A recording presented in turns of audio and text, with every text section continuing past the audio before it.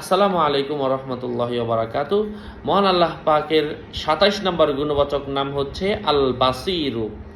তো এই আল বাসিরু পাঠ করলে যে কোনো কঠিন কাজ সহজ হয়ে যাবে, তীক্ষ্ণ দৃষ্টিশক্তি তীক্ষ্ণ হবে এবং যে কোনো নেক কাজের ক্ষমতা তার নিজের অর্জন করার যোগ্যতা হবে। ভালো কাজ করতে তার মন মানসিকতা তৈরি হবে, ভালো কাজ করার জন্য সে সবসময় উঠে পড়ে লেগে থাকবে।